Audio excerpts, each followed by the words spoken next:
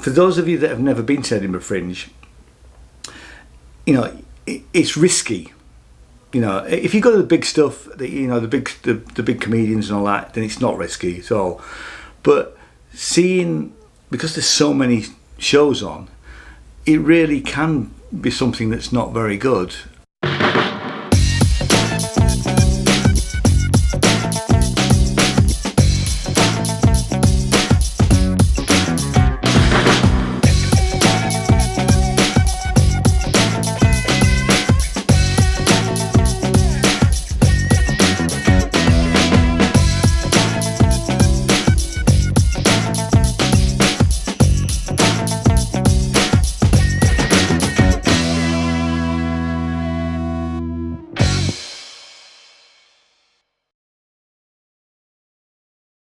Hello YouTube, my name is Ian J. Cole and this is Jane. Hi. And if you've not been here before, we are vlogging about Edinburgh Fringe Festival 2019. There's a link down below to all of the previous shows that we've seen. We are currently on show 20, this is show 28, and that's in 7 days. We're a little tired, but we're all right. This show, this is a show called Before.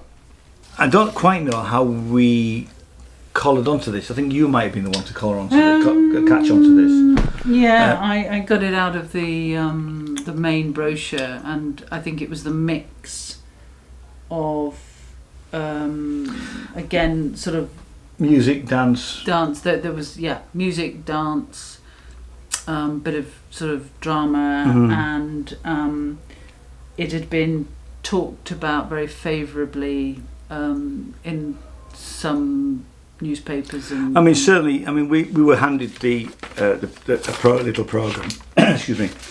And there is the whole list. I mean, it talks about it being from this company called Fishamble, this theatre company, and you know they have some very, very strong review publications. We've got The Stage, we've got the Irish Times, they're an Irish company.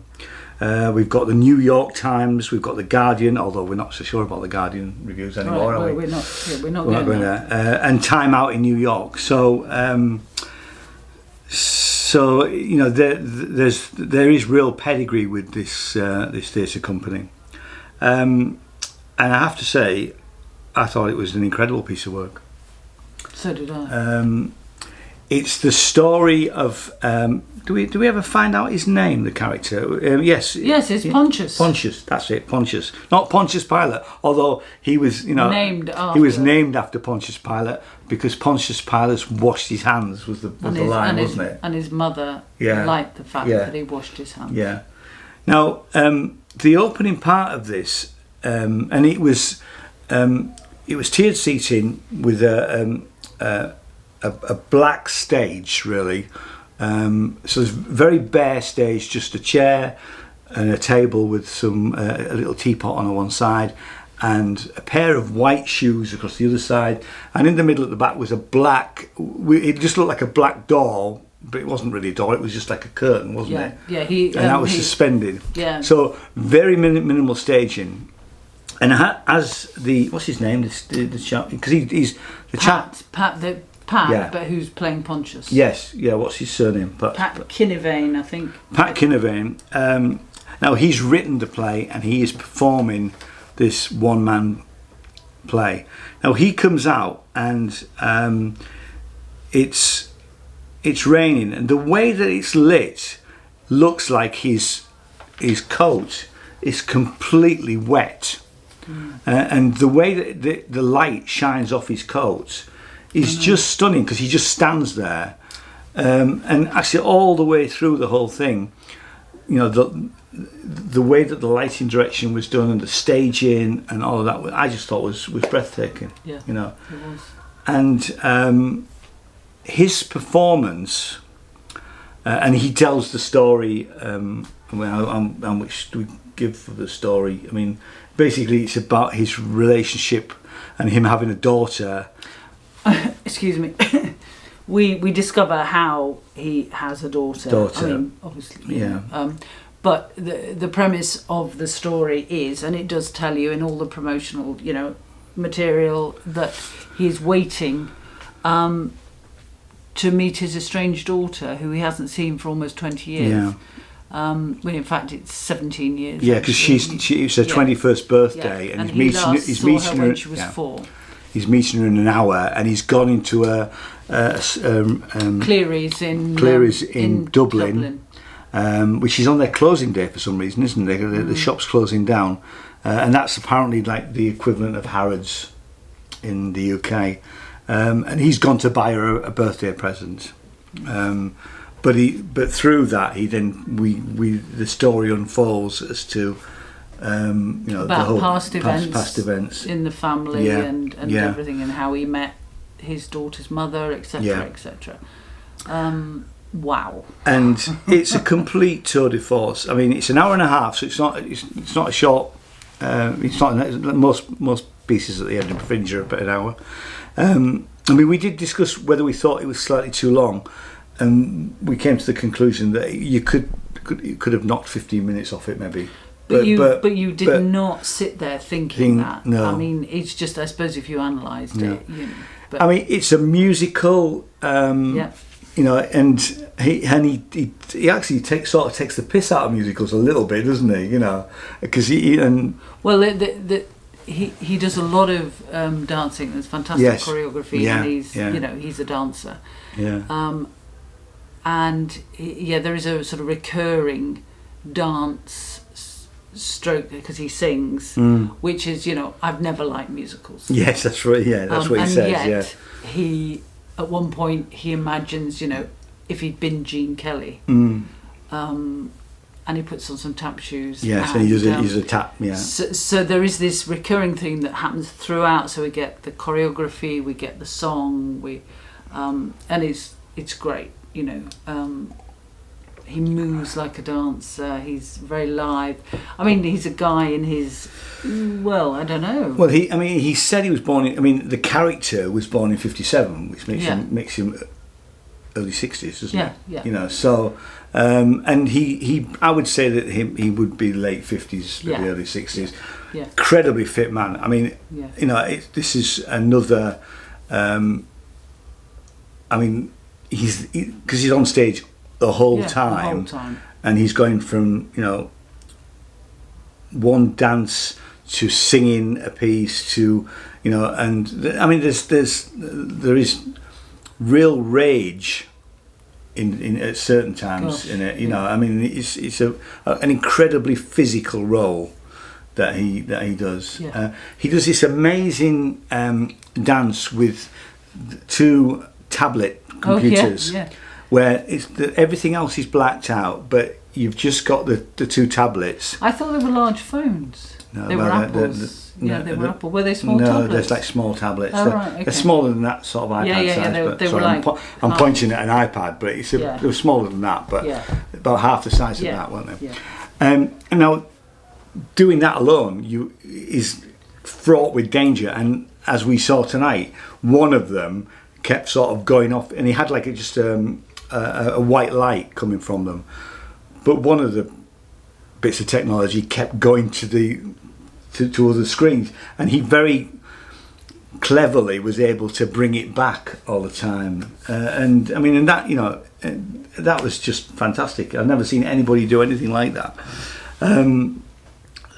My one question for you is: did you get the German? When he did the sort of German accent bits, I didn't quite get what that was about.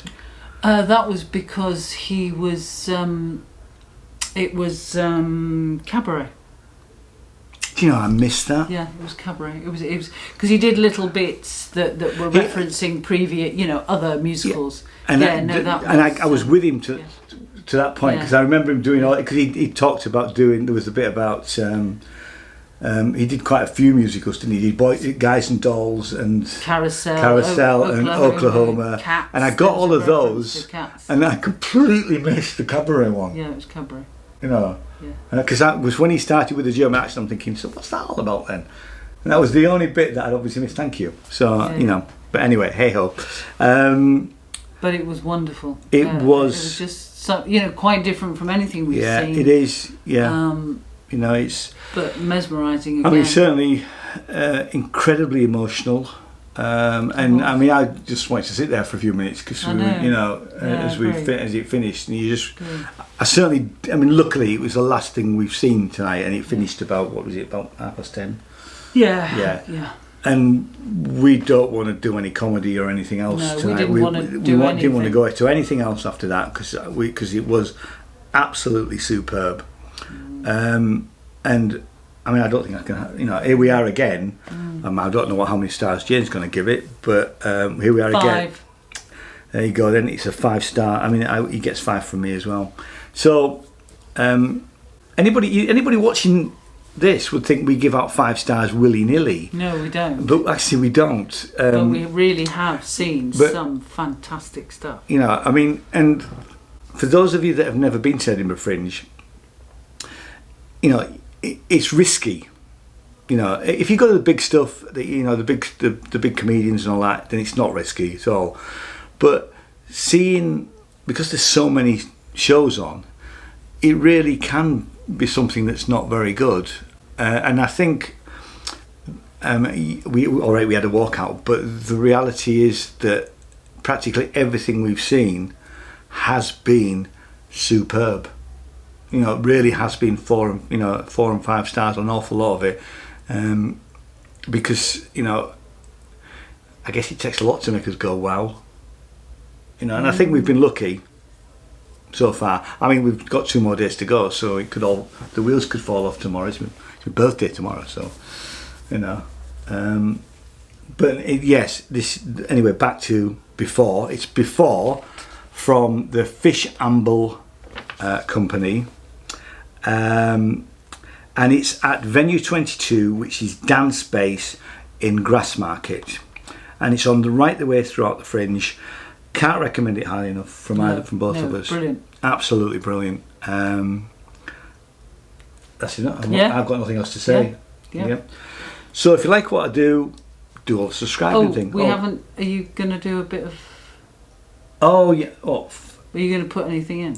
Sorry. Yeah, thank you. Here we go again. I've done it. Yeah. Sorry, we got carried away with that. So we did. We both forget. And I'll put it in now. There is a short, it's a couple of minutes, promotional piece from the theatre company about this play, so you'll get a feel for it, and you'll get to see what the actual set looks like. Because the fact it's very stark and black, and it's basically black and white, so you'll get an idea of that. So I'll stick that in now.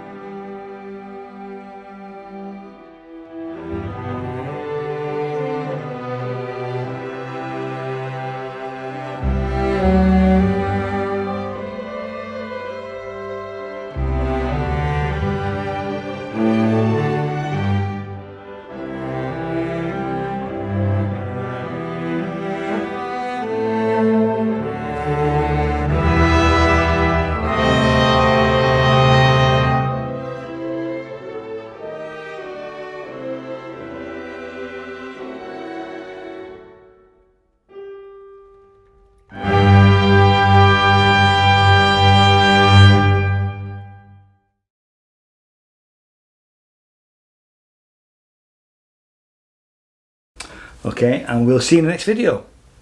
Okay, bye-bye. Cheers, bye-bye.